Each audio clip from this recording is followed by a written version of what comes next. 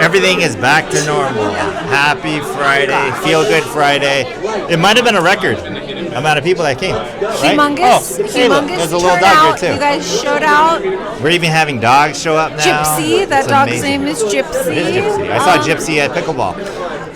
This was a really good meeting. I feel like there were so many diverse types of people today, diverse types of companies. The conversation was freaking popping. It was perfect. There was even a debate. Debate is healthy.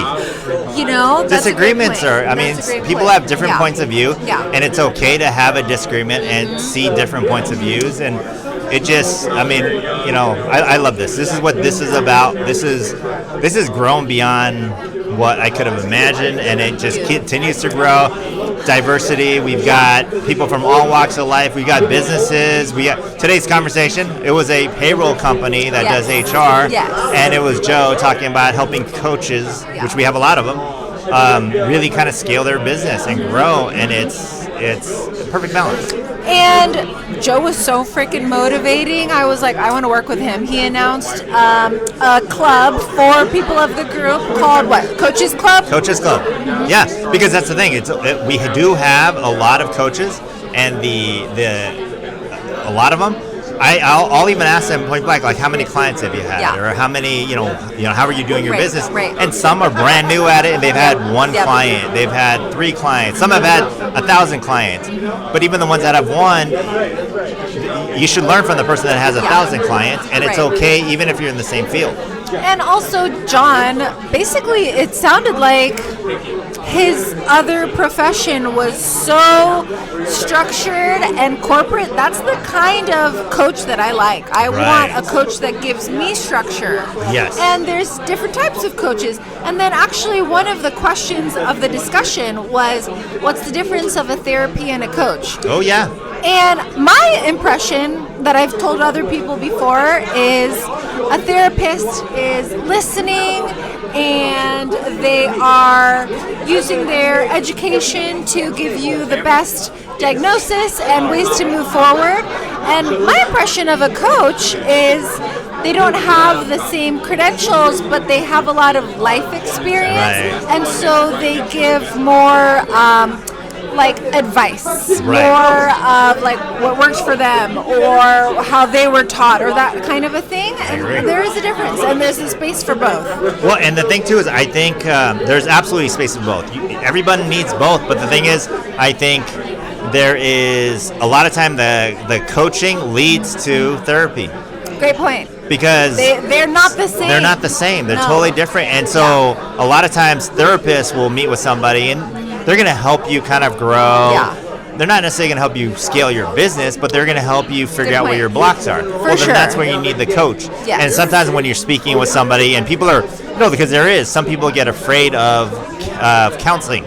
And so you start talking to a coach and you start talking to them like a counselor. Shouldn't do that, but it does help to speak it out. And sometimes when you do speak it out, then you're like, you know what? I think I need counseling.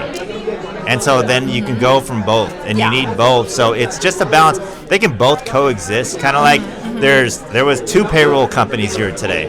They can coexist. Yeah. Everyone. It's funny though.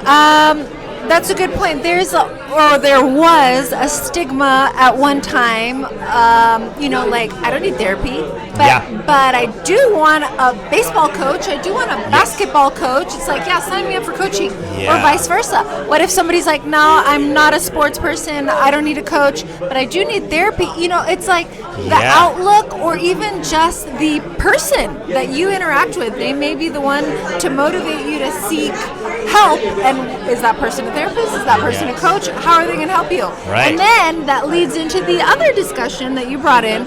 How do you ask for the business? June brought up a lot of people have these cool businesses, but they're not asking for the client. They're not asking for the referral. If you're a coach or if you're a therapist, how are you approaching your clients and your patients? How are you asking them, do you need my help? Right. Or do you want to book an appointment with me? It can be as simple as, do you want to make an appointment with me? Because you know what it is that it's that since you're born, people have a fear of rejection, right? Like you don't want to go to school and not have friends, and you're afraid of that. So I think we build up this kind of security, this guard, where we're afraid to ask sometimes. Yeah. And we're afraid because we don't want rejection. If you don't ask, you won't get rejected. But the thing is, a lot of times I'll meet with people like, I can't seem to scale my business. I'm like, oh, okay. Well, tell me about what you do. I hear them talk about it, they're passionate about the business, but they never ask for the business. Well, again, it's that block. You figure out that, well, they're afraid to ask because they don't want you to be like, oh, no. And it's okay. And that's the fine line. Some people, when you're direct with them, they don't take no for an answer and they keep coming at you. You've got to respect it from both sides. If it's a personal connection, if I ask you, hey, would you like to work with me? And they said, it's okay, I have somebody. Oh, it's okay. Well, we got that personal connection. Right. This goes in so many different realms. A director. Right. A director has an entire team, of production and actors, and essentially the actor is supposed to know how to act, right? But the director is telling them, okay, I want you to give this vibe, I want you to, convey this emotion, or even in freaking dating. Oh, yeah. If you're somebody who likes somebody else, if you don't ask them on a date, you'll never get the date. You're right. Exactly. As big of a scale as business and sales, and as understandable of a scale as relationships and dating and marriage. You don't ask somebody to marry them, and you just don't get married, huh? Oh, yeah. Well, and it's funny. I was listening to a podcast where he was a monk, and he talked about how the most intelligent people are usually the ones that are afraid to kind of take a chance and ask for something, because what ends up happening is, say for example, someone thinks about it, they've never had a significant other in the high school, right? And then college. Well, now they're thinking about it, and then it ends up they're overthinking it, and they never ask. So we get in our own heads. We think about it too much. Just go with it and be like, hey, LaSalle, do you want to work with me? That's a good question. Yeah. Also, in school, often the teachers who are teaching were not the best business person because they didn't know how to ask for the business. Maybe they were the best at the technique, most knowledgeable person, best grades, but they didn't do well in business because they didn't have a very simple technique of just asking. Be direct. I like to be instructed. It's like, okay, do you want to buy this coffee? It's going to be black and we're going to put cold foam in it. Do you want this fucking coffee or not? Yeah, no, you're right. Well, you're right, and I think it does. Thinking about it, you bring up a good point. It's kind of reinforced in school, in say elementary school, junior high, and high school. It's like when the teacher asks a question, raise your hand. Yeah. There's some anxiety with, well, what if I'm wrong? I don't want to sound stupid in front of everybody. Yeah. And so then it's reinforced, so you don't raise your hand, because if you do raise your hand and you don't know, then all of a sudden everyone laughs at you. So it does kind of reinforce it. So some teachers don't know how to navigate that to really empower people. You know what? Yeah. Just ask the question, answer the question, answer whatever, bring up something, and then learn from it. I like to call that indoctrination. Yes. I mean, there's a sad part of education where it's like, okay, whoever's teaching is kind of indoctrinating us as students, but the real life successful people, they were the ones that were not paying attention to the teacher, and they had ADHD and they were fiddling over here. It's like, sometimes what you learn in school is it's not as important as what you learned in real life. And there's definitely things that you can learn in school that are practical, that may be more of the numbers, the to make you well-rounded. Yeah, well-rounded. But life experience is really the best teacher. It really is. And it's, like we said today, it's asking other people, hey, how would you handle the situation? Or what did you do to get to that point? Or what do you do to ask for business? Yeah, like, seriously. it's this constant thing. And it's funny. I brought up the fact that, with the Tenisi Tech thing, I said, hey, I'll pay you $100. I had 7 people come up to me and say, hey, I have something for you. Absolutely. It was as easy as that. Boom. It was as easy as that. Ask for the business.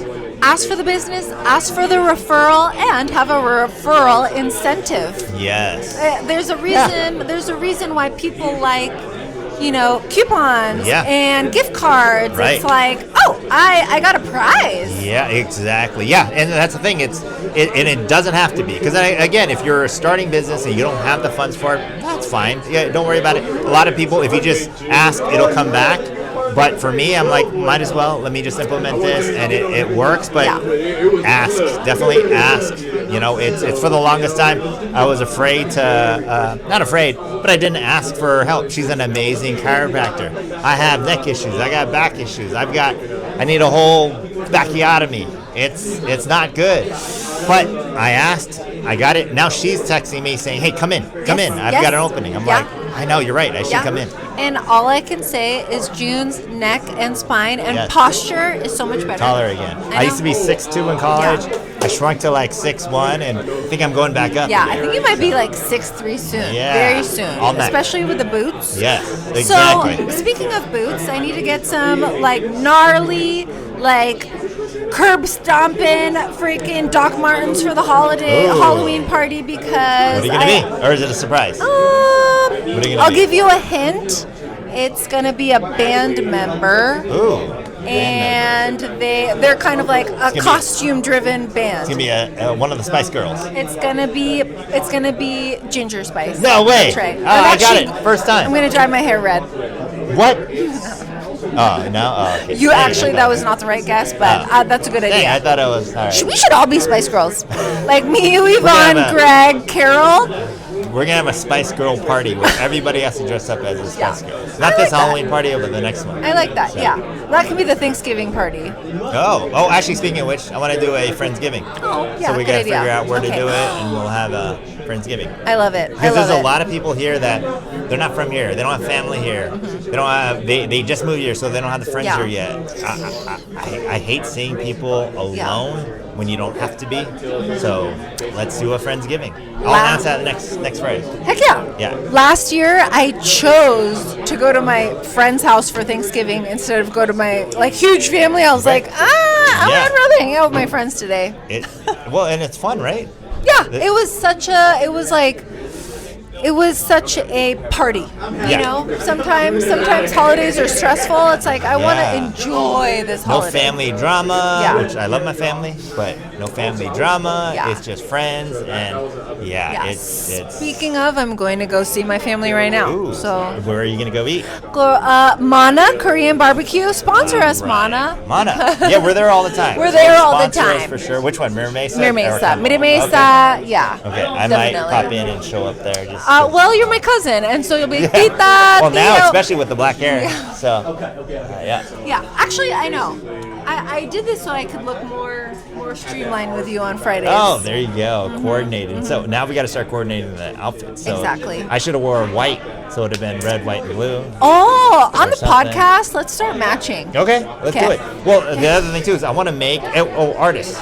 If there's a graphic designer out there, I want to create a logo for the Heart of the Matter podcast. Yeah. Make it like our image, something with Heart of the Matter, and then that'll be. I want to do stickers for the Heart of the Matter. I want to, not me personally. I'm not going to tag the city because that's wrong. But you people out there, when I give you the stickers, if you happen to, I'm not endorsing it, but please do and text it to me. I want it to be the silhouette of the side of my face. A what?